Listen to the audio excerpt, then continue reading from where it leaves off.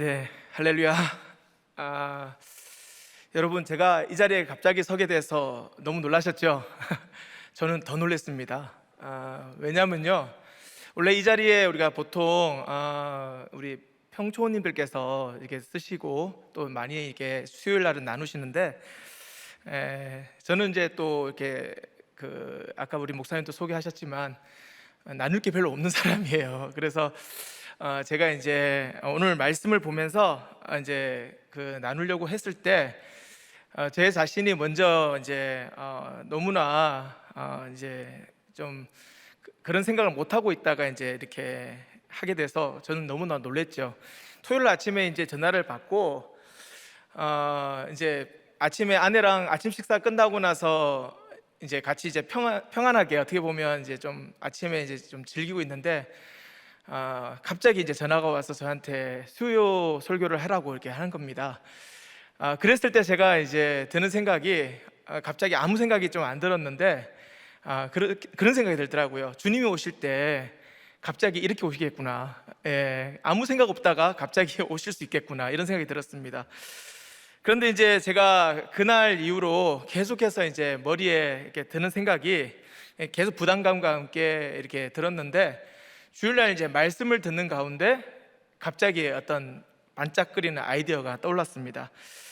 그래서 이제 제가 주일날 저녁에 예배 마치고 집에서 말씀 준비하려고 앉았는데 갑자기 이제 우리 목사님이 이제 미국 가시잖아요, 오늘. 근데 가시는데 그 미국 가시는 그 과정이 머리에서 계속해서 뱅뱅뱅뱅 도는 거예요.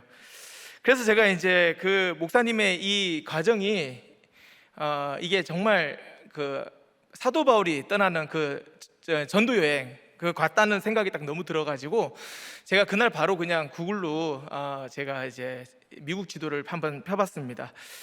우리 지도 한번 펴주실까요? 1번 지도를 먼저 보시면 그 빨간색 네모 박스는 이제 주일날 우리 목사님께서 말씀해 주신 겁니다. 그래서 거기에 보면 이제 오른쪽에 에베소 교회가 있죠. 네, 거기 이제 소아시아 지역이고, 그리고 위에 보면 빌립보 교회가 있습니다. 그리고 이제 거기가 마게도니아 지역이고요.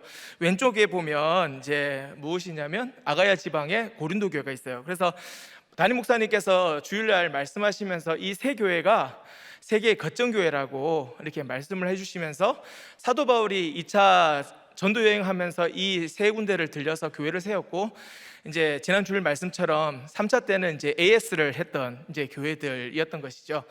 그래서 이제 저기가 이제 에게해를 중심으로 해서 세계가 이렇게 쭉 돌게 됐었는데, 이제 2번 한번 보여주세요. 네, 이제 미국 지도입니다. 여러분 보시다시피 미국 지도를 보시면 태평양이 왼쪽이 있죠. 그래서 저걸 약간 돌려놨다고 생각을 하시면 될 것 같아요.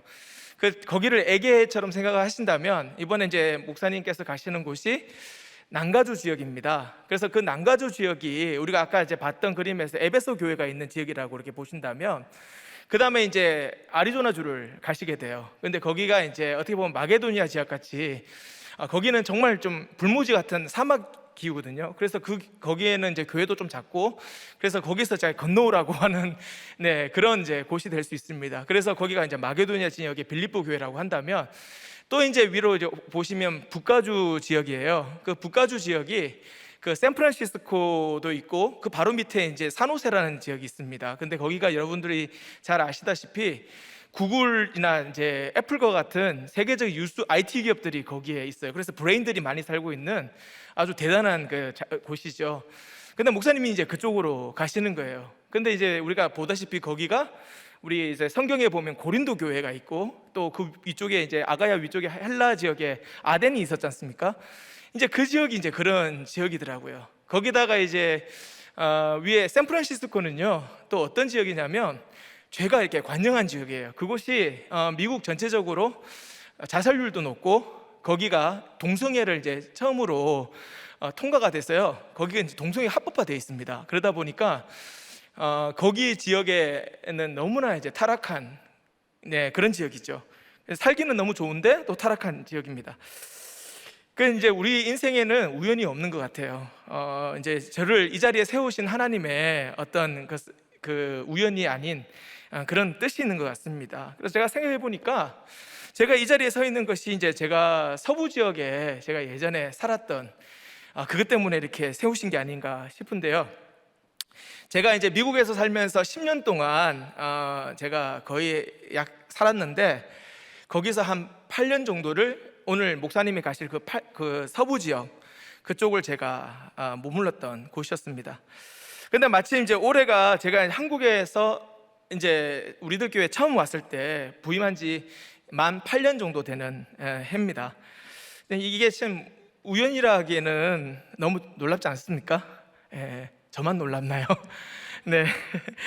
자, 오늘 본문을 이제 제가 묵상하면서 오늘 본문이 오늘 이제 날짜의 큐티 본문인데, 제가 이제 그걸 보는데 이게 우연이 아니라 하나님께서 저를 이제 오늘 이 말씀을 통해서 한번 제 삶을 정리해 보라고 그렇게 하신다는 생각이 들었습니다. 그래서 오늘 이제 인생에 대한 저의 이제 삶을 좀 나누겠는데요. 우리가 보통 우리의 인생을 바다의 항해자라고 많이 비유를 합니다. 우리가 좋아하고 애창해서 부르는 항해자라는 곡도 있죠. 여러 작품들 중에서도 그런 이제 항해자에 관련된 작품이 참 많습니다. 자, 여러분들이 잘 아시는 해밍웨이의 그 노인과 바다가 또 대표적인 예인데요. 그 바다 위에 작은 노인이 그 바다 안에 있는 거대한 물고기와 이렇게 사투를 그린 작품이죠. 그리고 남만의 배를 타고 넓은 바다를 이렇게 가서 인간의 의지로 이제 꿈을 이뤄보겠다는 그런 내용을 담고 있습니다. 우리는 각자의 배에 올라 인생의 바다 위에서 각각 나름대로 열심히 자신의 꿈을 이제 자기 의지대로 이루려고 합니다. 하지만 그 작품의 결말을 여러분들이 잘 아실 텐데요. 거기에 이제 작품의 결말이 노인이 이제 결국엔 사투를 벌려서 힘들게 그 물고기를 취득을 하죠.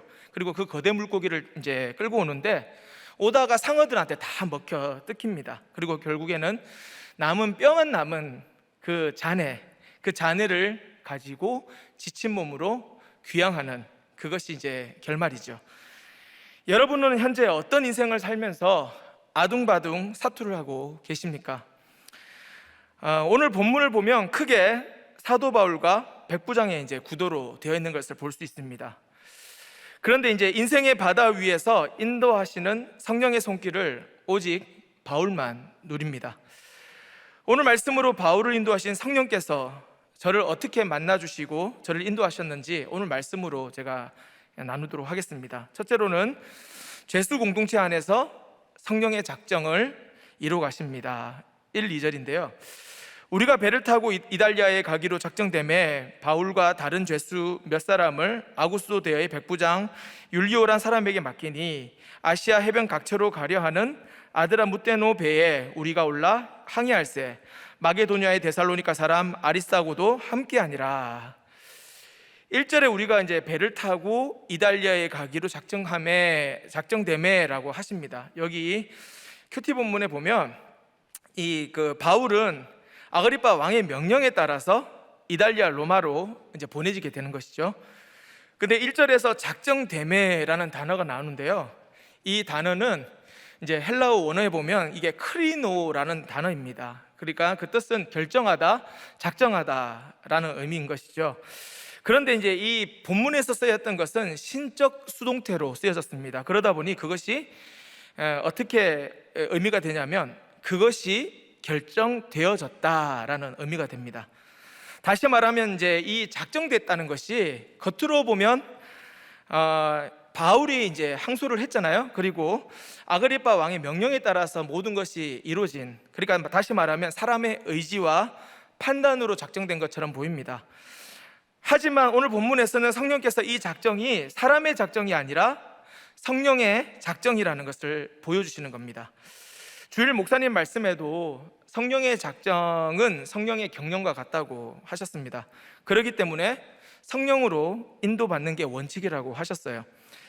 또한 사도행전 23장 11절에 바울이 예루살렘에서 공회에 잡혀 있을 때에 주님이 나타나서 이제 바울이 로마로 갈 것을 확정시켜 주셨습니다. 그러니까 성령의 인도하심이 있을 거라는 말씀이죠. 사도행전 23장 11절을 읽으면요, 그날 밤에 주께서 바울 곁에 서서 이르시되 담대하라, 네가 예루살렘에서 나의 일을 증언한 것 같이 로마에서도 증언하여야 하리라 하시니라. 그러니 이제 이 작정하신 것은 우리 사람이 하는 것이 아니라 결론적으로 하나님이 하시고 성령께서 인도하신다는 것입니다. 자, 그런데 오늘 이 성령의 작정이 된 이 배에 두 부류의 사람이 오릅니다. 목적지는 같아요. 이달리아, 로마이죠. 하지만 신분이 서로 다르기 때문에 다른 상태로 오릅니다. 한 신분은 바울과 또 죄수 몇 사람, 그리고 오늘 본문을 썼던 누가, 그리고 마게도냐의 데살로니카에서 함께 해왔던 그 바로 아리스다고입니다. 반면에 다른 신분은 누구였습니까? 오늘 보니까 아구스도 대의 백부장 율리오라고 하죠. 그리고 그의 수하 로마 군사들입니다. 이 두 부류를 비교해 보면 누가 보더라도 비교가 안 되는 것입니다. 한쪽은 죄수 신분이고 다른 한쪽은 세상에서 잘 나가는 간수 신분이죠. 세상에서 보면 어느 쪽이 더 부럽고 이제 좋아 보이겠습니까? 물어보나 마나 바로 백부장 쪽일 겁니다. 백부장도 그냥 백부장이 아닙니다. 오늘 보니까 아구스도 대의 백부장입니다. 이 아구스도라는 말은요, 아구스투스 황제 이름을 말합니다. 한마디로 황제 친위 부대라는 말이죠. 친위 부대 백부장이 되려면요, 당시에 그 가문도 유력해야 했습니다. 오늘날로 보면 아마 미국의 케네디, 이제 좀 지나긴 했지만 이제 유력했던 케네디 가문 정도 되지 않을까라는 생각이 듭니다.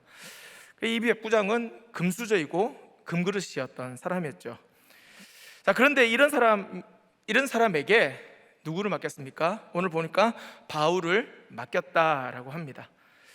하지만 우리가 이제 오늘 좀 알아야 될 것은 오늘 본문 사도행전 27장 전체를 두고 이렇게 볼 때에 그렇게 보면 결론은 제수 신분인 이 사도 바울에게 거꾸로 오히려 이제 백부장과 로마 군인들, 그리고 로마 이제 모든 선원들이 그 생명이 맡겨진 것을 우리가 알게 됩니다. 왜냐하면 이 배는 성령의 작정으로 바울이 이달리아 로마로 가야 했기 때문입니다.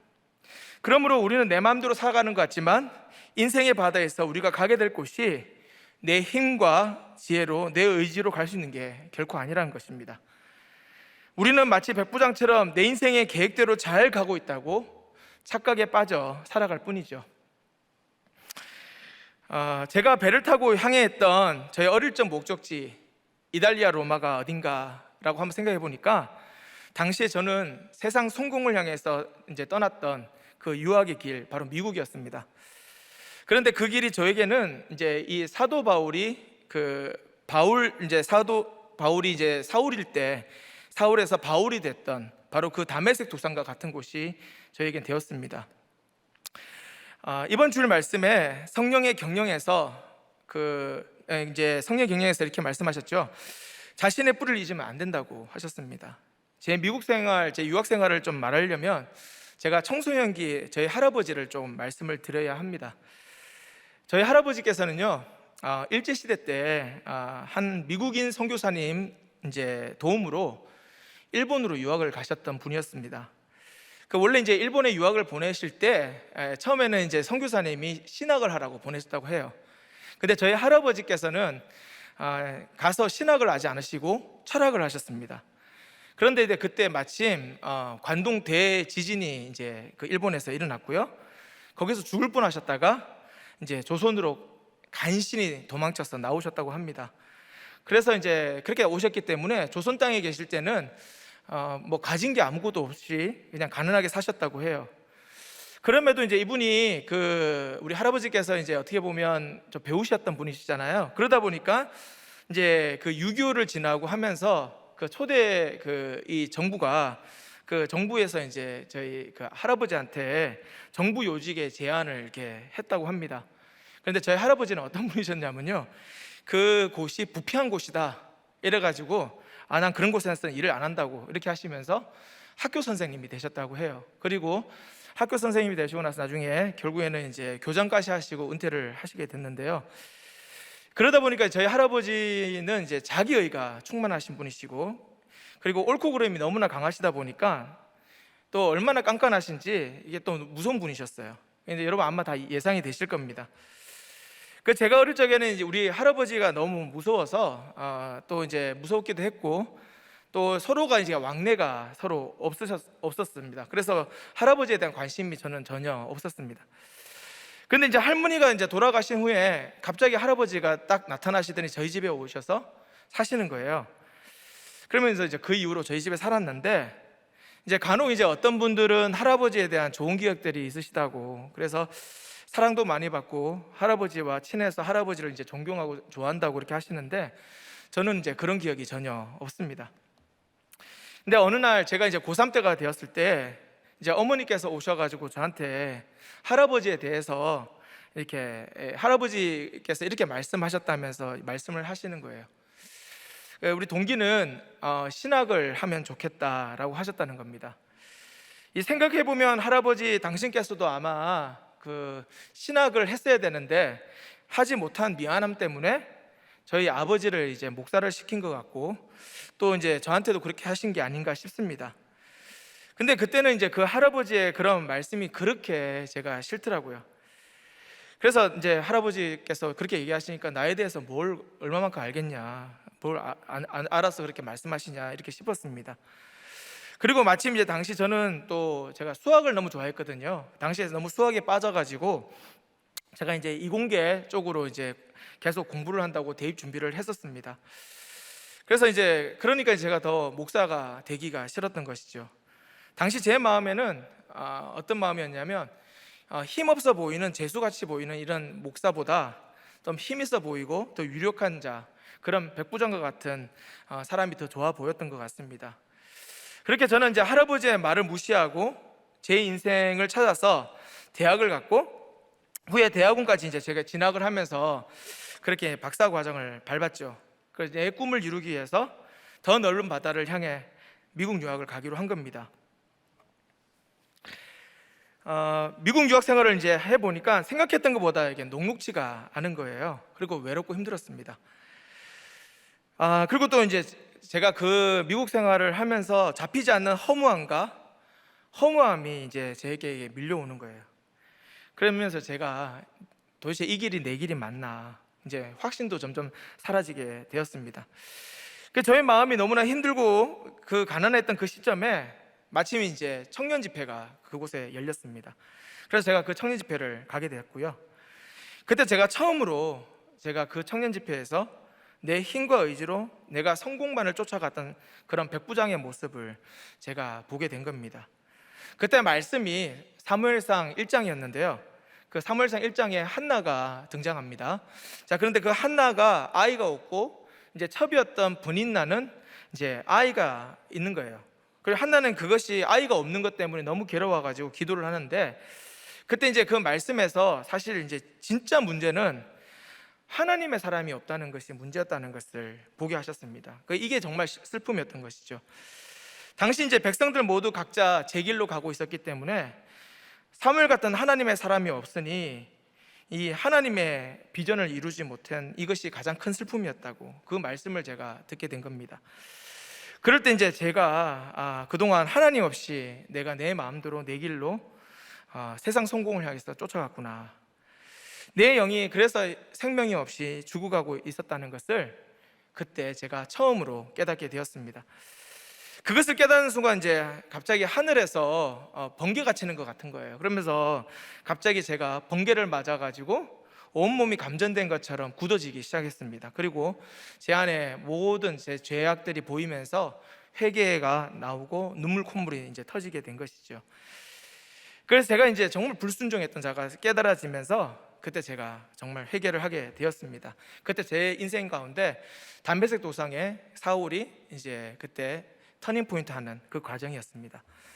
그때 그 말씀을 듣고 제가 이제 회개를 하니까 갑자기 제 마음에, 제 기억 속에 꽁꽁 숨겨져 있던 그 할아버지 말씀, 그게 떠오르는 거예요. 그게 뭐냐면 아까도 얘기했지만 동기가 신학했으면 좋겠다라는 그 말씀이 갑자기 떠올랐습니다. 생각해 보니까 별로 제가 이제 할아버지에 대해서 가진 게 없으셨고 무섭게만 했던 할아버지에 대해 제가 무시했던 거예요. 그렇게 무시하다 보니까 할아버지 그 말씀해 주셨던 그 남겨주신 그 영적인 그 유산의 그 유언이 이제 그것을 제가 몰라봤던 것이죠. 제가 백부장 노릇을 하려고 하니까 그걸 헌신짝처럼 내다 버린 죄인이었던 것입니다. 그럼에도 할아버지께서 하신 그 말씀 한마디가 이제 제 안에 남아 있었던 것을 발견했습니다. 그래서 자녀들에게 남겨줄 수 있는 말씀 하나가 너무나 중요한 것 같습니다. 이후에 이제 그 말씀을 제가 듣고 순종해서 신학교로 이제 가게 되었습니다. 자, 그런데요, 제가 이제 목사가 되었습니다. 근데 제 안에 여전히 백부장과 같은 모습이 있는 거예요. 제가 우리들 교회에 왔을 때 우리 담임 목사님께서 아까도 이제 말씀해 주셨지만 종종 저에게 박 목사는 금수저, 금그릇이야 라고 이렇게 말씀하시는 겁니다.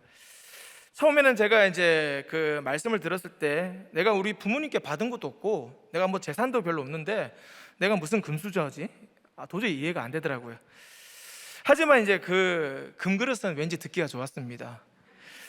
왜냐하면 이제 질그릇보다 좀 금그릇이 좀 좋아 보이잖아요. 그래 아마 그랬던 것 같아요. 근데 제가 나중에 이제 큐티를 하면서 그 말씀이 자꾸 이렇게 생각이 나는데 큐티를 하다 보니까 제가 깨달아지더라고요. 어땠냐면 금수저라는 것이 결국에는 제게 고난이 없다라는 말씀이셨더라고요. 그리고 금그릇은 목사님께서 이 구속사의 말씀을 계속해서 이제 전해주시고 계시는데 그 말씀이 제가 들어도 제 자신이 깨지지 않는 저의 모습을 보고 말씀해 주신 거라는 것을 제가 깨닫게 되었습니다. 참 고난이 없고 죄를 모르니까 제가 전혀 깨지지를 못하는 것이죠. 우리들 교회 와서 제가 골수 유대인 같은 제가 이 구속사 말씀을 이제 8년 정도 들으니까 이제야 겨우 그 말씀이 100% 인정이 되는 것 같습니다. 오늘 본문에서 이 바울 곁에는 이제 오늘 보니까 실제 죄수들과 그리고 옆에 스스로 죄수된 사람들이 함께 있었습니다. 심지어는 오늘 2절 말씀 마지막에 보니까 데살로니가 사람 아리스다고가 함께 했다고 합니다. 이 아리스다고는 에베소에서 소요가 있을 때부터 이제 바울이 마지막으로 로마로 갈 때까지 동행하며 시중을 들었던 사람입니다. 그래서 다른 바울 서신서를 보면 바울이 그를 두고 나와 함께 갇힌 아리스다고라고도 했고요. 그리고 동력자라고 아주 크게 칭해 주셨습니다. 사실 이 아리스다고도 백부장만큼은 아니지만 매우 유력한 사람이었던 것 같아요. 그래서 어떤 성경학자들은 이제 그 다음 3절 구절을 이렇게 보면서 백부장 이 율리오가 바울에게 이렇게 친절하게 대우해 주는 걸 볼 때 함께한 이 아리스다고가 그 유력한 자라는 것을 알아봤기 때문일 것이다 라고 말합니다. 그러니 바울처럼 자기가 죄인인 것을 이렇게 아는 사람은 바로 이 아리스다고처럼 죄수 공동체에서 잘 붙어갈 수 있는 것이죠.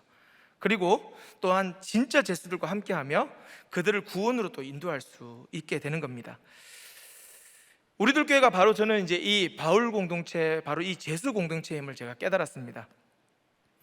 처음에 미국에서 한국 와서 우리들 교회에 이제 부임을 했을 때인데요. 그때 제가 이제 어떤 마음이었냐면 그때는 큐티를 배우고 제가 실력을 쌓아서 나중에 사역에 이제 접목시켜서 잘 활용해야 되겠다 이런 생각을 제가 했었습니다.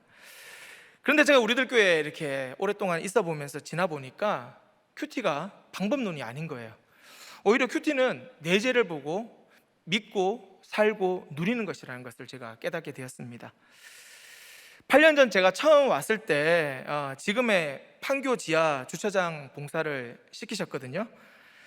예전에 이제 제가 한번 나눈 적이 있었지만 이제 이 지하 주차장을 우리가 보통 소위 무적행이라고 하지 않습니까? 왜냐하면 이제 거기가 여름에는 엄청 덥고요, 겨울에는 엄청 춥기 때문입니다. 근데 시간이 지나는데 이게 1년, 2년이 지나는데 내 옆에 동료들은 계속 들림받고 올라가는 거예요. 그러니까 지상사역으로 계속 올라가는 겁니다. 그런데 저는 이제 그때 설교했을 때가 그때 제가 4년차인가 그랬는데요, 5년, 6년이 돼도 계속 그 자리에 있는 거예요. 그리고 새로 오신 그 부목사님들, 새로 이제 부교육자들이 계속 바뀌면서 오시는 거예요. 그래서 저는 이제 그 자리에 머물러 있는 겁니다. 그래서 처음에는 제가 나는 누구인가, 여기서 지금 뭐 하고 있나, 지금 내가 어디로 가고 있나, 이런 이제 질문을 하면서 제가 거기 있었던 것이죠. 그때 마침 이제 큰 지진이 일어났습니다. 여러분 아시다시피 작년 이제 코로나라는 게 일어났죠. 그래서 옥문이 열렸습니다. 잠시 저도 그 지상으로 올라오게 됐어요. 그때는 이제 너무 공기가 좋더라고요. 그랬는데 다시 이제 요즘 제가 옥토인 그곳으로 다시 내려가게 됐습니다. 종종 성도님들께서 저를 보시면 찾아오셔서 저에게 물으세요. 목사님, 아직 여기 계세요? 언제까지 계실 겁니까? 이렇게 물으는 거예요. 그럼 제가 이제는 웃으면서 대답을 합니다. 제가 스스로 내려왔습니다. 이곳에 제가 없으면 주차가 힘들어요 라고 말입니다. 근데 실제로 제가 이제 잠시 올라왔을 때 그 지하 주차장에 주차가 문제가 생겨서 엉망이 된 적이 있었어요. 그래가지고 제가 그 얘기를 듣고 직접 신청을 해서 내려온 겁니다. 오늘 본문처럼 구원받은 아리스도아고가 스스로 갇힌 자가 되어서 바울 곁에 있게 되었잖아요. 그래서 이제 보니까 제 가치관도 이제는 예전에는 백부장의 그 가치관이었다면 이제는 아리스도아고처럼 될 수 있게 된 것입니다. 우리들께서 처음 제가 양육받았을 때 들었던 말이 저보고 힘 빼라고 그러시더라고요. 그래서 제가 이 주차 환경이 결국에는 제 힘을 빼게 했던 바로 이 성령의 작정이었던 것 같습니다. 여기서 적용 질문 드리겠습니다. 여러분은 지금 어떤 공동체에 속해 계십니까? 간수 공동체에 속해 계시나요? 아니면 죄수 공동체에 계십니까? 지금 내 삶은 성령의 작정으로 가고 있다는 사실이 여러분 믿어지십니까? 두 번째는 이제 작정된 항해는 맞바람도 허락하십니다. 3절에서 8절까지인데요. 3절을 먼저 읽겠습니다. 이튿날 시돈에 대해 율리오가 바울을 친절히 대하여 친구들에게 가서 대접받기를 허락하더니 바울 일행은 아드라무테노 배를 타고 잠시 시돈에 머무르게 됩니다. 여러분, 시돈이 어디입니까? 성경에 보면요, 시돈은 대표적으로 두로와 함께 무역업이 발전해가지고 잘 먹고 잘 사는 그런 지역으로 유명합니다. 그러다 보니까 성경의 곳곳에서 예수 믿기가 힘든, 어떻게 보면 멸망받아야 될 곳으로 등장하죠. 거기가 돈이 너무나 많아서입니다.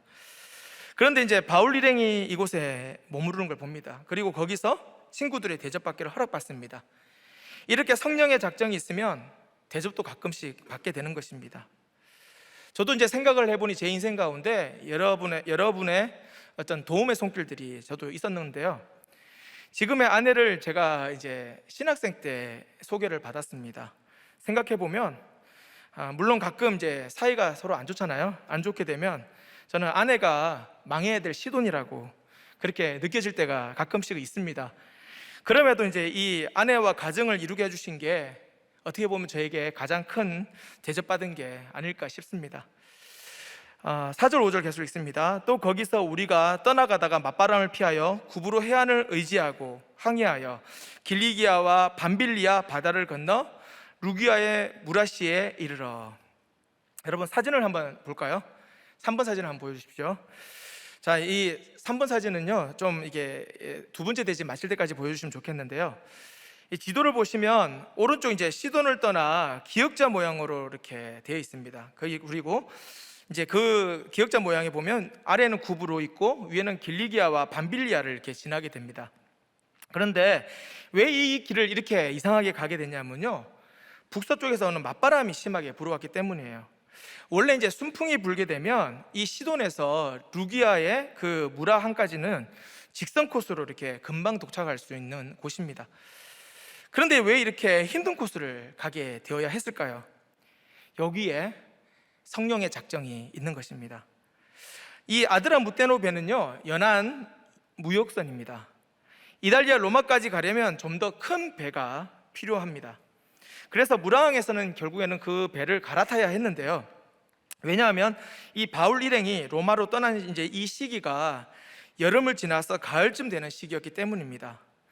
지중해에는 이제 가을이 되면 9월부터 이듬해 1월까지는 항해가 어려운 시기였고, 특히 이제 10월, 11월 경에는 항해가 금지되는 시기였습니다. 그래서 이제 아그리빠 왕도 서둘러 이들을 로마로 보낸 것이죠. 자, 그렇다면 성령께서도 이 바울을 로마로 보냈는데, 로마로 보낼 때 순풍을 주시는 것이 더 빨리 가고 더 좋지 않을까, 그런 생각이 들지 않습니까? 자, 그런데 놀라운 것은 오늘 이 그림을 이제 보시다시피 맞바람에 의해서 어떻게 갑니까? 기역자로 꺾어져서 힘들게 직행이 아니라 기역자 모양으로 각 지역을 거쳐야 했습니다. 성경에서 이제 이 지명이 나오면서 이렇게 이것을 하나하나 언급한다는 것은 어떤 의미가 있는데요. 여러분 그 지역을 잘 보시면 제가 네모 박스로 이렇게 했는데 거기에 이제 여러 특별히 세 지역이 이제 나오죠. 첫 번째 이제 여러분 딱 보시면 그 이름이 아마 어디서 많이 아마 여러분들이 우리 말씀을 잘 아시기 때문에 다 아실 겁니다. 그런 지역이 아니겠습니까? 자, 그런데 첫 번째 이제 이 길리기아 지역이 등장합니다. 그런데 이 길리기아 지역을 딱 보면요, 여러분 무엇이 떠오릅니까? 다소가 떠오르죠. 그 다소 지역은 어떤 지역이냐면 바로 사도 바울이 태어난 지역입니다. 그곳에서 그가 로마 시민권을 얻었던 지역이었고요. 그리고 그곳은 어떻게 보면 이제 헬라어를 써야 됐기 때문에 헬라어를 배울 수 있었던, 어떻게 보면 지금 미국에 태어나서 미국의 이제 어떤 그 영어를 쉽게 하는 이중 언어로 쓰는 이제 아이들을 얘기할 수 있는데요. 그런 이제 이방인 선교가 가능하게 했던 이제 지역이 되는 것이죠. 하나님께서 지금까지 이제 사도 바울을 인도하셔 가지고 어떻게 보면 이제 은사를 받아 이제 쓸 수 있게끔 했었던 지역일 것입니다. 그 다음에 이제 보면 이제 아래쪽에 구브로 지역이 나오죠. 그 섬이 이제 구브로 쪽으로 약간 밀리면서 내려갑니다. 근데 그 구브로 지역은 어떤 곳이었나요? 목사님의 설교, 성령의 보내심을 우리가 들어서 잘 압니다. 이 구브로는요, 바로 바울이 본격적으로 이방인 선교를 시작했던 곳이었습니다. 그리고서 이제 여기서 비로소 이 사도 바울이 큰 자라고 했던 원래 사울의 이름에서 작은 자라고 하는 바울의 이름으로 바뀐 곳이 바로 이 구브로 지역이에요. 그리고 여기서 이제 바울은 자신이 나는 죄인입니다라고 고백했던 바로 그 지역이 바로 어디냐면 구브로 지역인 것입니다. 그리고 여러분 또 밤빌리아가 위에 보입니다. 여러분 밤빌리아는 또 어떤 곳입니까? 바울이 이곳을 또 지나가면서 어떤 생각이 들었을까요? 목사님의 설교 성령의 동행에서 여러분 들었다시피 이 밤빌리아 보가에서는요, 딱 떠오르시죠? 바울을 버리고 마가가 떠나갔던 곳이었습니다. 바로 이곳이 밤빌리아였다는 것이죠. 그래서 이 문제 때문에, 마가가 떠난 것 때문에 이 2차 전도 여행에서 이 마가를 데리고 가는 문제로 어떻게 됩니까? 사도 바울이 바나바와 결별을 하게 됩니다. 이곳이 바로 밤빌리아예요. 상처가 있는 곳이죠. 결국 바울은 이 밤빌리아 통과를 계기로 후에 마가와 결국은 다시 이제 화해를 하게 됩니다. 바울에게는 반드시 지나가야 하는 곳이었습니다. 이후 마가가요, 나중에 바울과 이렇게 다시 화해하게 되면서 어떻게 되냐면 바울이 마지막 순교하는 때까지 거기까지 함께하는 사람이 되었습니다. 돌이켜보면 이 모든 지역들은요, 바울의 사역과 아주 중요한 밀접한 요소들을 군데군데 녹여져 있는 장소들이었던 것입니다. 제가 이 말씀을 준비하면서 특히 이제 나의 구브로가 어딜까라고 제가 이제 묵상해 보았습니다. 왜냐하면 저는 이제 이 예전의 모습이 늘 이기는 자였고, 그리고 사울처럼 기세등등한 큰 자의 모습이었습니다. 제가 이제 목회자의 길을 이제 들었었음에도 불구하고 제 마음에는 아직 그런 가치관들이 있어가지고 나는 반드시 실력 있는 그런 목사가 돼야 되겠다. 그리고 그렇게 해서 내가 또 성공해야지, 이런 마음이 드니까 그런 인간적인 작정을 제가 하게 된 겁니다. 그러다 보니 제가 이제 유명한 세미나나 성공적인 프로그램이 있는 그런 곳들을 다 다녔습니다. 그러다 보니 이제 제가 그 목회라는 것을 어떻게 생각했냐면 이제 이런 사역적인 스킬이나 기술을 가지고 한다고 제가 생각을 했습니다. 그래서 제 이력서를 보면요, 저는 이제 제 이력서에 온갖 좋은 프로그램이 다 이수했다는 것이 남아있는 그 제 이력이 남아있습니다. 그 모든 게 이제 나를 큰 자, 즉 사울이 되게 해주는 그런 저의 자랑이었기 때문이죠. 그런데 돌고 돌아서 제가 우리들 교회로 오게 되었습니다.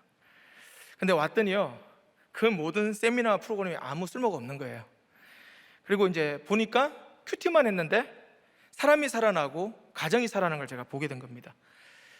특히 이제 저같이 금수저 금그릇 같은 이제 저를 두고 우리 목사님께서 정말 많이 고생하셨거든요. 예, 저를 두고 이제 우리 엄청나게 오래 참으시고 그 이제 제자 훈련이 아니라 제자 양육을 해주셨습니다. 저는 원래 이제 저희 어머니께서 이제 저를 어릴 때부터 어떻게 기르셨냐면 요셉과 같은 아들, 아주 그냥 요셉처럼 아주 훌륭한 아들이 되라고 어릴 때부터 기가 따갑게 저를 이렇게 기도해 주시고 양육해 주셨어요. 그러다 보니까 우리들 교회 와서 제가 구속사 겹에 오른 이 유다가 아니라 어떻게 보면 세상에서 인정받고 잘 나갈 수 있는 그 요셉이 되려고 제가 노력했다는 것을 그전에는 모르다가 제가 우리들 교회에 왔어야 깨닫게 되었습니다. 정말 우리들 교회는요, 세상에서 실력 쌓고 큰 자로 인정받고 싶었던 저 같은 자를 내재 보고 구원의 사명을 따라 살도록 이렇게 작은 자 만들어 주신 제 인생 가운데는 기념비적인 장소가 되었습니다. 그렇게 말씀으로 내재를 이제 보게 되니까 제가 얼마나 형편없는 죄인이고 작은 자였는지 제가 깨닫게 되더라고요. 그러니 이제 제가 이 주차장에 머문다는 거, 이것도 저에게는 이제 너무나 감사한 일인 것이에요. 거기 오래 머물러 있다는 것이 다 이유가 있다는 것을 제가 알게 된 것입니다. 그런데 이제 덤으로 제가 또 어떤 축복을 누렸냐면, 평생 이제 유대인 중에 유대인 같은, 절대로 변하지 않으실 것 같은 저희 부모님도요, 내가 죄인이다 라는 그 고백을 제가 우리들 교회에 와서 제가 처음으로 제가 듣게 해 주셨습니다. 내가 이제 작은 자가 되어져 가니까 저희 가족도 이 작은 자가 되어져 가는 축복을 이렇게 허락해 주실 줄 믿습니다. 성령의 맞바람은 결코 나쁜 게 아니에요. 목사님 설교 성령의 직행에서도 이 구원의 관점으로 보면 거절받는 역풍이 오히려 순풍이라고 말씀해 주셨습니다. 역풍 같은 이 성령의 맞바람이 있었기 때문에 결국 구원의 장소를 거치는 순풍이 되게 하십니다. 그리고 이 맞바람으로 인해 내 인생에 성령의 작정으로 이루시는 줄 믿습니다. 6절에서 8절까지 읽습니다. 거기서 백부장이 이달리아로 가려 하는 알렉산드리아 배를 만나 우리를 오르게 하니 배가 더디가 여러 날 만에 간신히 니도 맞은편에 이르러 풍세가 더 허락하지 아니하므로 살몬의 앞을 지나 그레데 해안을 바람막이로 항해하여 간신히 그 연안을 지나 미앙이라는 곳에 이르니 라세아시에서 가깝더라. 이달리아로 가기 위해 더 큰 배인 이제 알렉산드리아 배를 갈아타게 됩니다. 사람이 아무리 이제 지혜로 능력으로 더 큰 일을 이제 벌여도요, 이 성령의 작정 때문에 오늘 7절 8절처럼 간신히 항해를 할 수밖에 없습니다. 여기서 이제 간신이라는 단어가 나오는데 7절 8절에 두 번 쓰였습니다. 자, 근데 원어로 보면 이 간신히는 몰리스라는 부사인데요, 겨우 힘들게 천신만고 끝에 가까스로라는 이제 의미를 담고 있어요. 그러다 보니까 이게 사람의 힘으로는 도저히 힘들다는 말이 되는 겁니다. 그만큼 큰 배를 갈아타도 성령의 풍세가 허락지 않으면 결국 어쩔 수 없이 이달리아로 직행하지 못한다는 겁니다. 더 큰 재물, 더 많은 지식, 더 큰 능력으로도 바로 이 풍세를 이겨낼 수가 없습니다. 성령의 작정이 있어야만 가능한 일인 것입니다. 결국 바울 일행은 이 그레데, 이제 오늘날로 하면 크레타 섬이라고 하는 곳인데요, 이 크레타 섬에 도착했다고 합니다. 근데 거기에 성령의 작정으로 계속 맞바람을 맞으며 가야 하는 것이었습니다. 제가 이제 미국 서부 지역에 아까 8년 정도 있었다고 했잖아요.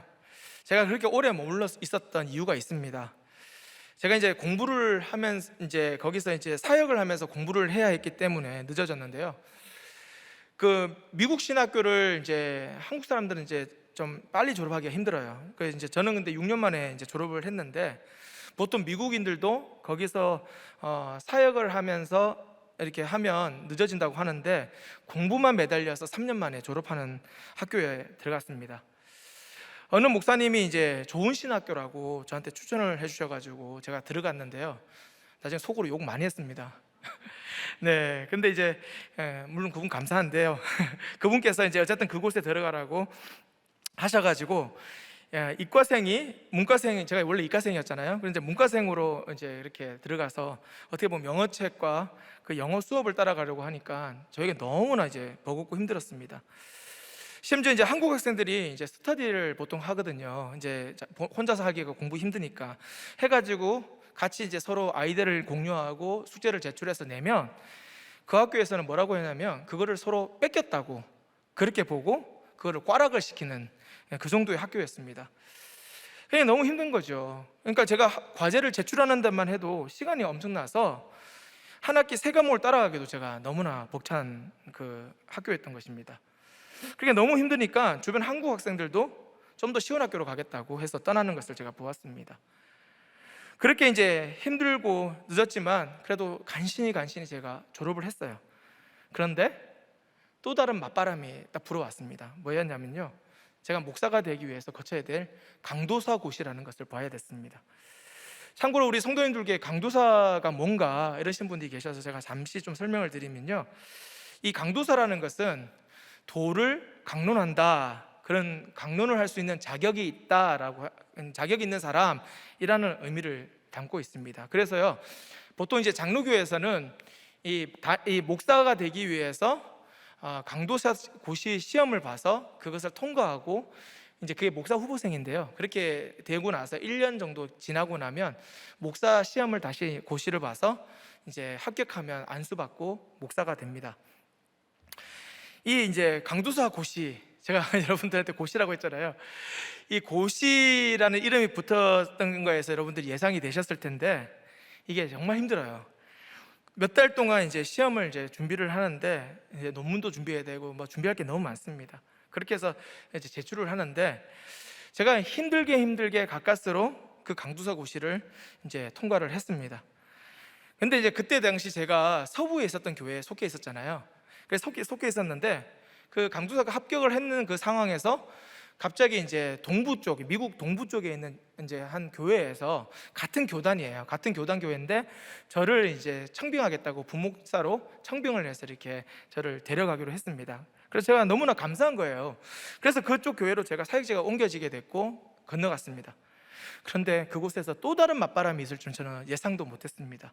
그곳에 갔더니 이제 서부 쪽 교회에서 제가 강도사 그 라이선스를 갖고 있었는데 동부 쪽에 갔더니 그쪽에 있는 그 노회, 그러니까 교회가 소속되어 있는 노회가 있습니다. 총회가 전체가 있고요, 밑에 노회들이 있는데 그쪽 노회에서 저를 이제 강도사를 인정하지 않겠다라고 하는 거예요. 이 청천벽력 같은 얘기죠. 같은 뭐 다른 교단도 아니고 같은 교단인데 그냥 지역만 다를 뿐인데 그쪽에서 그걸 인정하지 않는다라고 하는 거예요. 그러면서 이제 노회에서 그것을 결정해 버렸습니다. 제가 너무나 그때 막 분이 올라오더라고요. 아니, 힘들게 준비한 내 이전에 강도사 그 합격증이 한순간에 휴지 조각이 돼버리니까 너무나 힘들고 좀 괴로웠습니다. 그럼에도 불구하고 제가 그때 이제 그 말씀대로 제가 그냥 따라서 순종을 했는데요, 제가 이제 그러다 보니까 아마 전 세계적으로도 유례가 없는 강도사 고시 2번 통과한 사람이 아마 제가 몇 명 중에 제가 아닐까, 그런 생각이 들더라고요. 아마 우리 남자분들은 많이들 이해를 하실 텐데요, 군대를 2번 갔다고 생각하시면 아마 마음에 정확하게 그 기분이 아실 겁니다. 그래서 제가 이제 결국에는 이 고시, 강도사 고시 2번을 이제 보게 되니까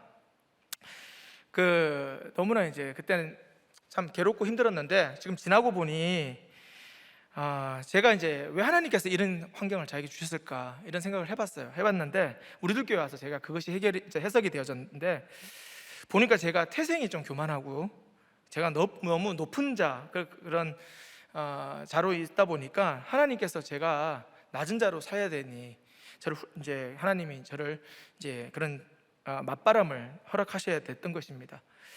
그래서 저는 늘 이제 인정받는 자리에 있던 게 원했던 것이죠. 남들한테 보여줄 것만 있는 것을 원했던 사람이었습니다. 그러니까 이제 그래서 제가 환경만 바꾸면 제가 그 맞바람을 피할 수 있겠거니, 이런 생각들 저에게 원래 있었던 것이죠. 그런데 하나님은 이제 이런 환경을 통해서 저의 겸손한 환경을 주시고 이걸 통해서 저를 낮은 자로 하나님께서 이렇게 만들어 가신 것 같습니다. 결국 그렇게 힘겹게 이제 제가 목사가 되었고요, 이제 한국으로 제가 오게 되었습니다. 그래서 한국으로 이제 왔는데 오늘 본문에 보니까 미양이라고 하는 곳이 나오잖아요. 그 맞바람에 의해서 간 곳이 바로 미양입니다. 알고 보니 제가 우리들 한국에 오자마자 첫 온 교회가 바로 우리들 교회였던 것입니다. 우리들 교회로 제가 인도를 받았습니다. 자, 이 미양이라는 말은 아름다운 항구라는 말인데요. 영어로는 fair havens라는 말로 어떻게 보면 좋은 안식처라고 이제 번역될 수 있을 것 같습니다. 우리들 교회로 이제 인도함을 받아서 처음에는 제가 그동안 이해가 안 됐던 저의 모든 그런 환경들, 그런 반대의 그런 바람들이 그 모든 과정이 있어야 될 사건이라는 것을, 그 사건이었음을 제가 깨닫게 되었고요. 그걸 깨닫고 났고 그것이 해석이 되고 나니까 지금은 제가 이 안식을 누리게 되었습니다. 결국 이제 유대인 중에 유대인이었던 내가 이제 이 성령의 제자 양육을 받아서 이 죄인이라는 고백을 받아내시기 위해서 우리 하나님께서 이 성령의 작정으로 우리들께 머물게 하신 줄 믿습니다. 혹시 저처럼 여러분들 중에도 유대인 같은 남편, 아내, 자녀 그런 것 때문에 이 변하지 않을 것 같고 이제 너무나 힘들어서 포기하고 싶은 마음이 있지 않으십니까? 저 같은 이렇게 좀 변할 수 없는 그런 유대인조차도 이렇게 바꾸신 성령님께서 우리들께 붙어만 있으면 이 작정하심이 있기 때문에 양육시켜 변화시켜 주실 줄 믿습니다. 그래서 여러분 미양에 잘 붙어 가시기를 바랍니다. 적용 질문 드리겠습니다. 여러분들은 현재 어떤 인생의 맞바람을 맞고 있습니까? 배우자 맞바람입니까? 자녀 맞바람입니까? 건강의 맞바람입니까? 아니면 돈의 맞바람입니까? 실직의 맞바람입니까? 여러분의 구브로와 길리기아, 밤빌리아는 여러분 어디입니까? 자, 세 번째, 이 작정된 항해에는요 믿음의 권면이 필요합니다.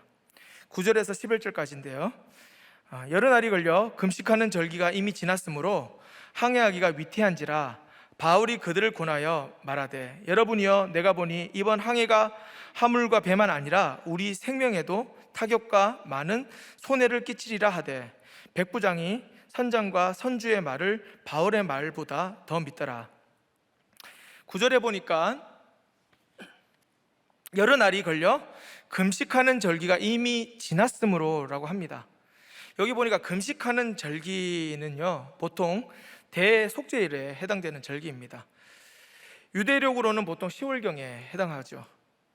이때는 이제 앞서 제가 말씀을 드렸다시피 지중해 이제 항해 금지 기간입니다. 당시에는 이제 배가 이동 수단이었기 때문에 지중해에서 심한 태풍이 불면 배가 너무 위태로웠습니다. 당시 미양이라는 이 곳은 이제 오래 정박하기가 마땅치 않은 곳이었어요. 그래서 정박하기 좋은 옆에 베닉스라는 그곳으로 이동하면 좋겠다고 그 선장과 선주의 판단이 있었습니다. 그게 어떻게 보면 세상적으로 봤을 때는 합리적인 판단이겠죠. 사실 이 알렉산드리아 배는요 알렉산드리아가 이집트에 있거든요. 그래서 이 이집트에서 이제 로마로 그 어떻게 보면 그 곡물을 실어 나르는 그런 곡물 운반선이었던 것입니다. 이들에게는 이 결정의 기준이 어디에 있었겠습니까? 바로 동과 이에타산에 있었던 것입니다. 하지만 오늘 이제 바울은 10절에 이 이동을 말리면서 이렇게 말합니다. 우리 생명에도 타격과 많은 손해를 끼치리라 라고 말입니다. 선장과 선주는 항해 전문가였을지 모릅니다. 그런데요 생명의 전문가는 바울이었습니다. 하지만 백부장은 오늘 누구의 말을 듣습니까? 바로 성령의 작정을 모르기 때문에 당연히 어떻게 보면 선장과 선주의 말을 따릅니다. 결국 이제 내일 본문을 여러분 보시면 알겠지만 유라굴로라는 큰 광풍이 일어나서 그거를 만나고 결국에는 파산하고 맙니다.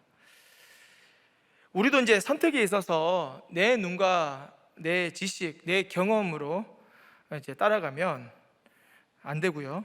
반드시 말씀으로 분별을 해야 합니다. 특히 믿음의 공동체가 말해주는 것에 귀를 기울여야 합니다. 그곳에 생명이 있고 결국 시행착오를 하지 않습니다. 내 경험과 내 지식과 달라도 말씀과 공동체를 따르고 믿고 따른다면 그것이 바로 축복입니다. 우리들 교회에서 붙어만 있으라는 그 유명한 말씀이 있잖아요. 말씀대로 제가 이 미양인 우리들 교회에 잘 붙어만 있었더니 참 놀라운 구원의 역사를 제가 경험하게 됐습니다. 제가 지난번에 새벽 큐티 설교에 제가 나눴었는데요. 저희 가정에 그 여동생의 딸인 저희 조카가 강박증과 이게 조현병을 이제 앓고 있음을 제가 나눴습니다. 사실 제가 이 나눔이요 쉽지가 않았어요. 왜 그러냐면 이제 분명히 제가 설교를 하면 제 설교를 또 누가 들으시냐면 저희 가족들이 듣는데 또 이제 아시는 분들이 또 막 들으시더라고요. 근데 저와 이제 다 연결되어 있는 분들이시죠. 예전에 연결되어 있는 분들. 그런데 이제 저희 부모님이 항상 이제 걱정을 하십니다. 근데 저희 집안에 이제 사람들은요, 다른 사람들에게 우리 집안에 이제 좋은 점만 보여줘야 되고 나쁜 모습을 보여주는 것은 덕이 안 된다라고 이렇게 항상 늘 말씀을 하셔요. 그리고 숨기고 감추려는 게 있습니다. 그래서 이제 저희 집안이 이제 목사님 집안이다 보니까 이제 하나님의 축복으로 목사 집안은 늘 좋은 모습만 돼야 되는 그런 이제 생각이 저희 가운데 있었던 것이죠. 그런데 이제 사실은 저의 집안에서도 그렇고 저희 삶이 실제 그렇지 못했습니다. 이번에 이 조카의 조현병 사건이 너무나 심각하기 때문에 이제 감출 수가 없었던 것입니다. 그러니까 얼마나 심각했냐면요. 예전에 이제 동생 가족이 미국에 있을 때에 이제 한국 오기 전에 들리는 소식이 있었어요. 근데 이 둘째 조카가 이 코로나로 이제 미국도 락다운이 됐었거든요. 이제 전부 다 집에 못 나가고 이제 집 안에만 갇혀 있어야 되는 그 락다운이라는 것을 이제 경험을 해야 됐는데, 이 기간 동안에 이 아이가 갑자기 정신적으로 아주 심각하게 이상해졌다고 합니다. 그래서 오기 전부터 이제 소리도 조금 소리도 지르고, 그리고 이제 혼잣말도 하고 조금 이상할 거다라고 저에게 귀뜸을 해주는 거예요. 그래서 저는 이제 그렇게 들었을 때 그게 이제 그렇게 심각하다는 것을 저는 몰랐습니다. 그냥 어떻게 보면 일반적인 청소년들이 지나가면서 겪는 그런 이제 문제겠거니 이렇게 생각을 했던 것이죠. 그런데 이제 한국에 제 동생 가족이 오게 됐고요. 이제 치료 때문에 사실 왔습니다. 그래서 오게 됐는데 왔고 이제 오니까 우리나라에서 이제 외국에서 들어온 사람들 2주간 격리를 시켰어요. 그래서 저희 이제 동생네 가족이 저희 부모님 부산에 있는 부모님 댁에서 2주간 어디다 못 나가고 집에 탁 갇혀가지고 격리돼 있었는데 2주 격리가 딱 끝나고 해제가 되어서 이제 밖에 나가게 될 때 이제 바람을 좀 쐬겠다고 저희 이제 아버지께서 차를 운전하시고 이제 가족들이 이제 같이 타고 이제 나가게 된 겁니다. 저희 아버지 차가 작아요. 근데 가족들은 그냥 애들이라고 하더라도 좀 덩치가 크기 때문에 조그마한 차 세단 안에 한 7명 정도 탔다고 여러분 한번 생각해 보십시오. 7명 정도. 얼마나 비좁겠습니까? 그러니까 그 안에 답답하고 힘드니까 이 아이가 갑자기 그 안에서 분노가 폭발이 오른 거예요. 터지면서 갑자기 자기 엄마 머리채를 잡고 막 마구마구 흔들었다고 합니다. 이제 그러고 나서 이제 밖에 이제 내렸어요. 내리고 나서 이제 걷다가 옆에 이제 가게가 있어가지고 이제 가게 매장으로 들어가는데, 보통 매장 앞에 이렇게 진열대에 이렇게 물건들을 이렇게 해놓지 않습니까? 근데 그거를 보더니 그 아이가 거기 가더니 거기를 그냥 다 휘저어 놓고 다 뒤집어 놓고 그냥 아예 그냥 거기를 다 엉망으로 만들었다고 합니다. 그것 때문에 경찰이 출동을 했고요. 경찰이 와가지고 이 사건이 많이 또 커졌던 것이었습니다. 그게 제가 그 얘기를 들었는데 이게 엄청 심각하다는 사건이었다는 것을 알게 됐죠. 사실 이제 저희 둘째 조카 이제 강박증과 이 조현병이 있는 이 둘째 조카는 좀 어릴 때부터 저 봤을 때 일반 아이들과는 좀 달리 학습도 조금 뒤처지고 조금 특이한 것을 좀 알았습니다. 근데 이 정도일 줄은 전혀 몰랐던 것이죠. 그러다 보니까 이제 저희 동생네 부부가 좀 믿음이 조금 약했는데요. 이제 그 아이가 그렇게 되는 걸 보면서 이제 그런 모습들을 보이니까 아이에게 무조건 야단을 치고 이제 집 밖으로까지 쫓아내는 그런 일까지 했었다고 합니다. 근데 이제 문제는요, 이 아이는 이제 그렇게 원래부터 이렇게 아프기 때문에 또 아팠는데, 더 중요한 것은 그 아이만 아픈 게 아니에요. 첫째 아이가 있었고 셋째 아이가 있는데 다 딸들입니다. 그 세 아이들이 다 딸들인데 첫째 아이도 너무 아픈 거예요. 그 안에서 골마서 이제 아프게 되었습니다. 왜냐하면 동생이 너무 아프니까 첫째가 장녀로서 자기가 꾹 참고 있는, 이제 그렇게 하다 보니 자기도 이제 안에 골마가고 있었죠. 그러더니 이 아이가 이제 어떤 아이였냐면 어릴 때부터 늘 학교에서 공부 1등 하던 애였고요. 사람들한테 똑똑하다고 칭찬받던, 이런 인정받으면서 컸던 아이였습니다. 그리고 어릴 적부터 이제 교회에서 다니다 보니까 교회에서 또 말씀으로 또 교육도 잘 받았던 아이예요. 그런데 이런 환경에서 있으니까 이 첫째가 갑자기 이런 말을 하는 거예요. 하나님이 살아계신다면 우리 집안에 어떻게 이런 일이 있을 수 있느냐고 하면서 그 아이가 이제 어떻게 보면 불신앙적인 말을 이제 내뱉기 시작했던 것입니다. 이런 이제 문제가 저희 동생 가족이 있었는데, 그랬다가 이제 미국으로 다시 이제 한국에 있다가 저희 집에 이제 미국 가기 위해서 잠시 올라오게 됐거든요. 그래서 저희 집에 이제 올라올 때 미국 가기 전에 바로 4일 전에 인천공항으로 가기 위해서 저희 집에 올라와서 머물게 됐는데, 그때 이제 제가 그 아이들을 딱 이렇게 보니까요, 예전에 이제 그 순수했던 애들이었어요. 그래서 걔네들이 저를 보면 너무 좋아해서 삼촌 하면서 달려오면서 막 웃으면서 이렇게 딱 이렇게 껴안고 했던 애들이에요. 근데 저를 봤는데 그냥 본체만 취하고요, 인사도 안 하는 겁니다. 그러니까 보니까 애들이 이게 얼굴도 어둡고 완전 상처투성이더라고요. 그 제가 이제 예전 같으면 제가 옳고 그름으로 아니 니네들 삼촌을 봤는데 인사를 해야지 하면서 제가 이제 아마 말을 했을 것 같아요. 그런데 제가 그런 애들 보면서도 아무 말도 안 했습니다. 그리고 그냥 밝게 웃기만 했어요. 제가 이게 왜 그랬을까요? 제가 우리들 교회 와서 본 게 있었기 때문이죠. 우리들 교회 청소년들은요, 워낙 이보다 더 심한 것을 제가 많이 보다 보니까 미리 예방주사를 제가 맞게 되었던 것이에요. 그러니까 그것이 아무렇지 않았습니다. 그리고 그 애들 보면서도 두렵지도 않고 떨리지도 않더라고요.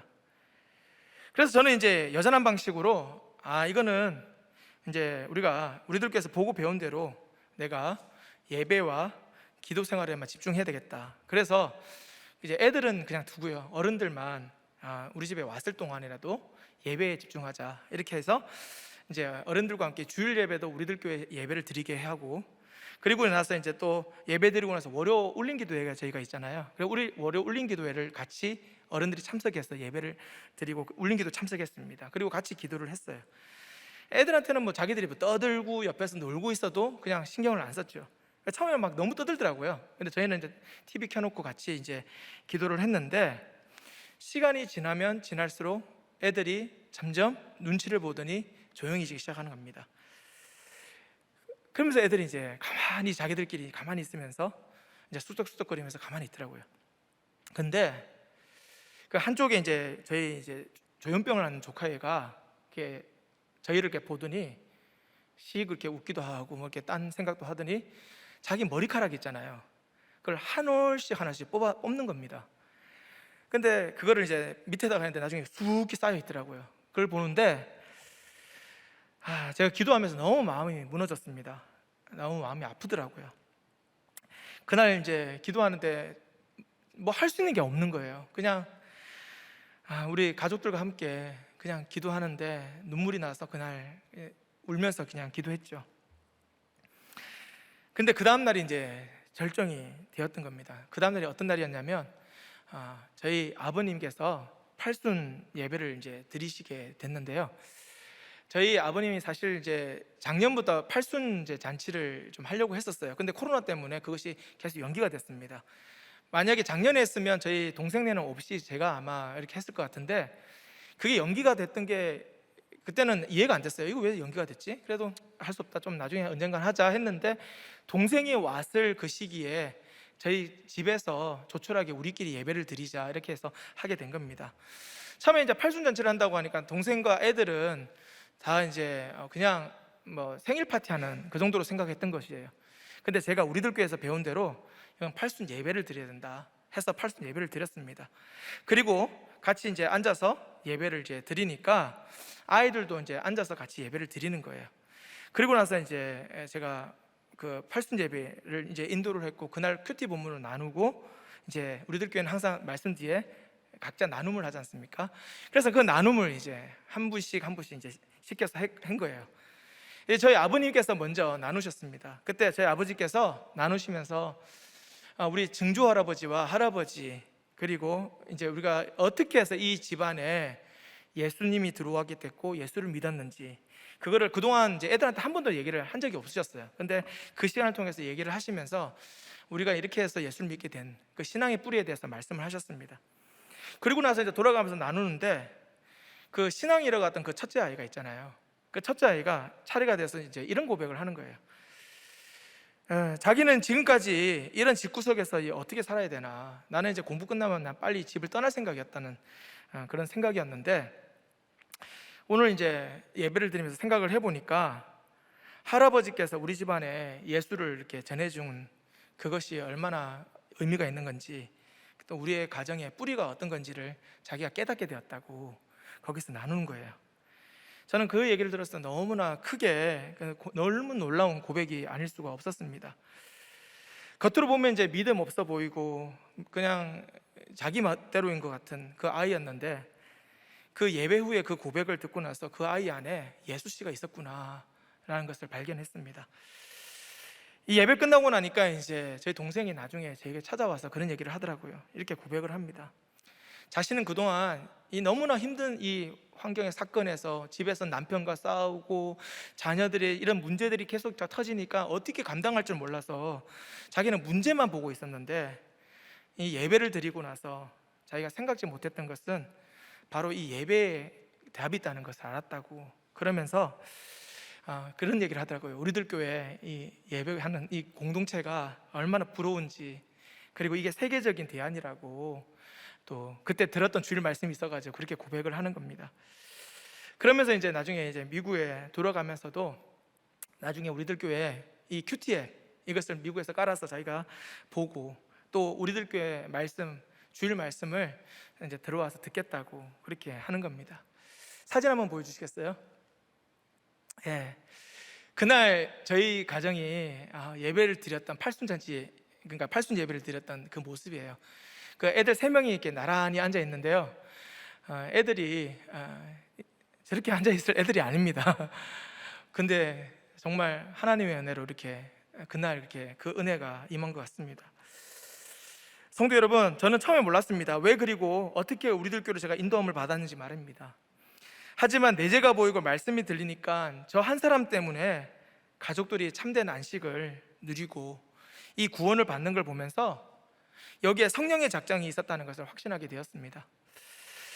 조카의 이 조현병은 우리 가족의 구원을 위한 바로 성령의 맞바람이었던 것이죠.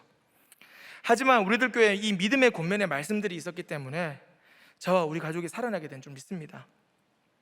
성도님들도 지금은 신앙도 믿음도 없어 보이는 자녀들이 혹시 있을 수 있습니다. 그렇지만 큐티와 말씀으로 날마다 나의 신앙의 뿌리를 찾아서 그 삶으로 그걸 간증하셨으면 좋겠습니다. 그러면 자녀들에게 그것이 결국에는 남겨진 영적 유산이 되고 나중에 성령이 작정이 되게 하실 줄 믿습니다. 이러한 믿음의 권면을 잘 듣고 순종해서 모두 축복을 누리시게 되는 은혜가 있기를 주님의 이름으로 축원드립니다. 마지막 적용 질문 드리겠습니다. 여러분들은 예배와 목장에 잘 붙어가고 계십니까? 그래서 믿음의 권면을 잘 듣고 계십니까? 혹시 내가 듣기 싫고 따르기 싫은 믿음의 권면은 무엇입니까? 말씀을 맺겠습니다. 오늘 말씀에 이달리아 로마로 가야 할 하나님의 작정이 있다고 하십니다. 그 길에는 반드시 함께하는 제수 공동체가 있게 하십니다. 하지만 작정된 항해에는 곳곳마다 맞바람이 있습니다. 그래서 믿음의 권면을 잘 들을 때 작정된 항해를 완수할 수 있습니다. 이 시간 찬양을 먼저 한 곡 부르겠는데요, 오늘 말씀을 생각하면서 좀 불렀으면 좋겠습니다. 나는 왜 항해를 하고 있습니까? 바로 하나님의 비전을 이루기 위해서입니다. 내 인생의 맞바람이 왜 불어옵니까? 하나님의 비전을 이루기 위해서예요. 내게 지식과 건강과 물질을 왜 주셨습니까? 바로 하나님의 비전을 이루기 위해서입니다. 주일 말씀에도 내 비전이 아니라 하나님의 비전을 향해서 나아가야 한다고 하십니다. 오늘 로마로 가는 것이 내 비전이 아니라 하나님의 비전이 되어야 될 줄 믿습니다. 우리가 하나님의 비전을 바라고 이 시간 같이 함께 찬양하겠습니다.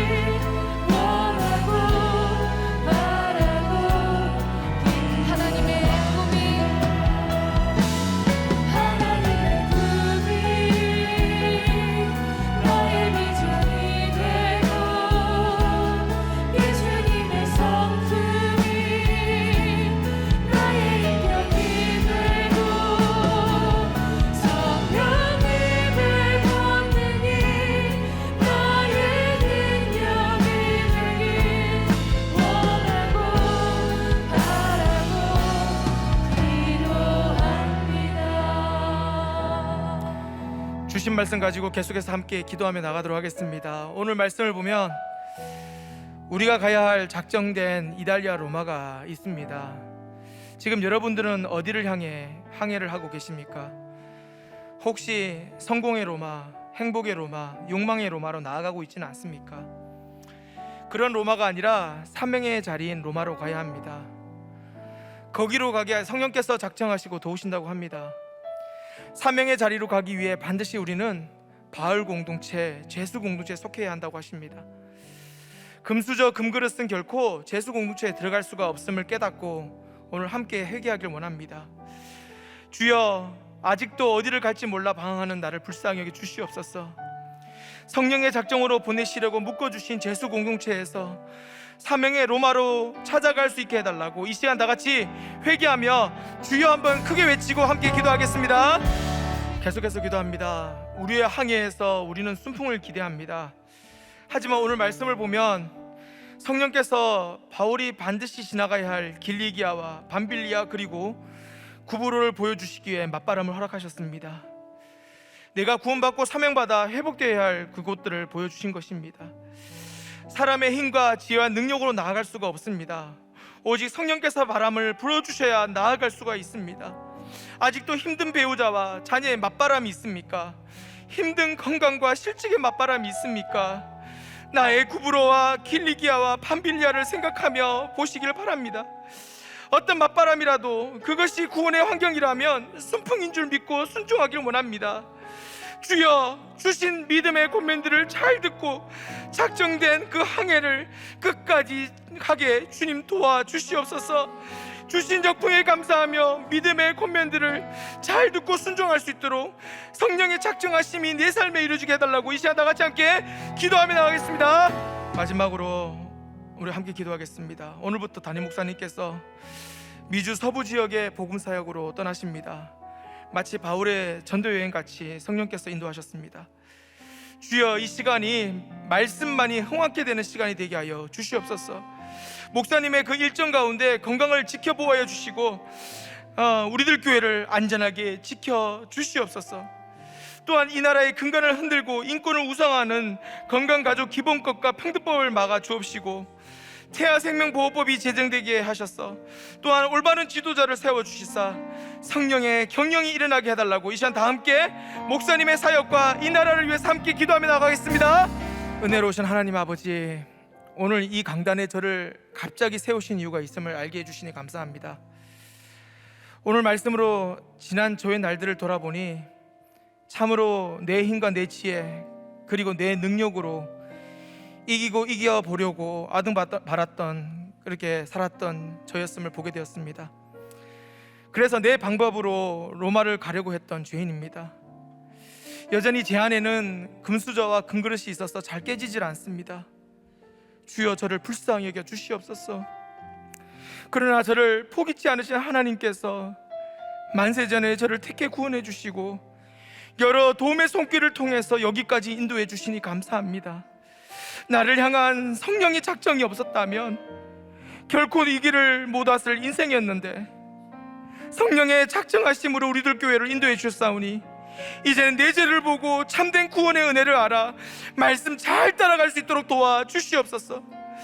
바라옵건대 인생의 항해에서 나에게 주신 맞바람이 나를 위한 구원의 사건임을 알아서 맞바람으로 순종하며 가게 하여 주시옵소서. 맞바람으로 내가 반드시 다시 확인할 부분이 있다고 하십니다. 나의 구브로를 오늘 모든 성도님들 찾을 수 있게 하여 주시고 길리기아와 밤빌리아를 통해서 하나님이 베풀어 주시는 회복의 은혜도 누릴 수 있도록 주님 도와주시옵소서. 주여, 우리들 교회가 바로 제수공동체, 바울 공동체라고 하십니다. 함께하는 이 제수공동체에서 날마다 들려지는 말씀을 통해 수많은 사람들이 구원을 얻는 역사가 있게 하여 주옵시고 공동체의 믿음의 권면이 비록 내 생각과 경험과 다를지라도 순종하고 가면 반드시 축복이 있다는 사실을 알고 우리 모든 성도님들께서 이러한 축복을 누릴 수 있도록 주여 역사해 주시옵소서. 오늘부터 담임 목사님께서 미주 서부 지역 순회 집회를 가십니다.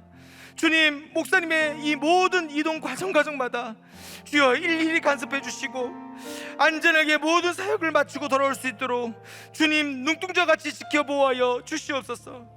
모든 여적의 성령의 경영으로 인도하셔서 수많은 죽어가는 영혼들이 살아나고 말씀의 흥왕이 일어나는 역사가 일어나게 도와 주시옵소서. 목사님 떠나 계신 동안 우리들 교회를 지켜보아여 주시옵시고 특히 이 나라를 불쌍히 여겨 주시옵소서. 인권이 우상화되고 나라의 근간을 흔드는 악법들이 계속 나오고 있습니다. 주님, 은혜를 베풀어 주셔서 동성애법인 건강가족기본법이나 평등법이 결코 통과되지 않도록 주여 막아 주시옵소서. 무엇보다 생명보호하는 태아생명보호법이 제정되게 하여 주시고 하나님을 두려워하고 나라를 바르게 통치할 수 있는 주여 지도자를 허락해 주시옵소서. 지금 아프간에 하루속히 복음의 순풍이 불게 하셔서 그곳에 성령의 세력이 많아질 수 있도록 주여 역사하여 주옵소서. 세계 각지에서 수고하시는 선교사님과 가정에도 성령의 충만한 역사가 있기를 간절히 기도합니다.